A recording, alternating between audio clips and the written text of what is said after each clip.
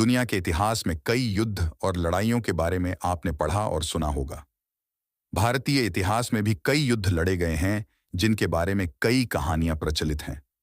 इनमें अधिकतर जंग दूसरे राज्यों पर कब्जे को लेकर हुई हैं।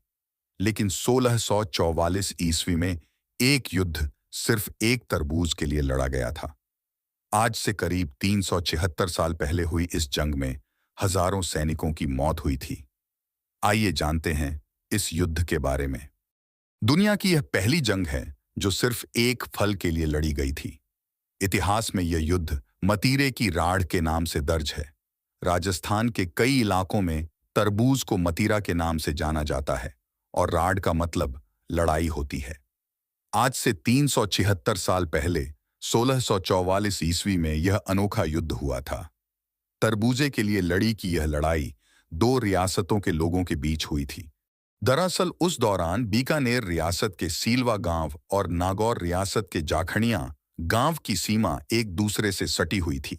इन रियासतों की आखिरी सीमा थे ये दोनों गांव। बीकानेर रियासत की सीमा में एक तरबूज का पेड़ लगा था और नागौर रियासत की सीमा में उसका एक फल लगा था और यही फल युद्ध की वजह बना।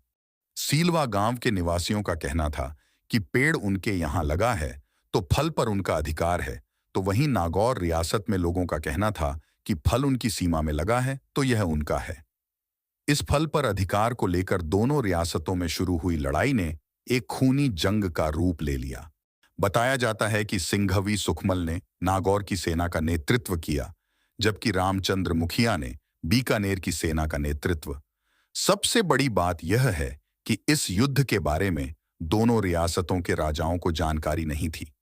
जब यह लड़ाई हो रही थी तो बीकानेर के शासक राजा करण सिंह एक अभियान पर थे, तो वहीं नागौर के शासक राव अमर सिंह मुगल साम्राज्य की सेवा में तैनात थे। मुगल साम्राज्य की अधीनता को इन दोनों राजाओं ने स्वीकार कर लिया था। जब इस लड़ाई के बारे में दोनों राजाओं को जानकारी मिली तो उन्होंने मुगल राजा से इसमें हस्तक्षेप करने की अपील की। लेकिन जब तक यह बात मुगल शासकों तक पहुंची तब तक युद्ध छिड़ गया था।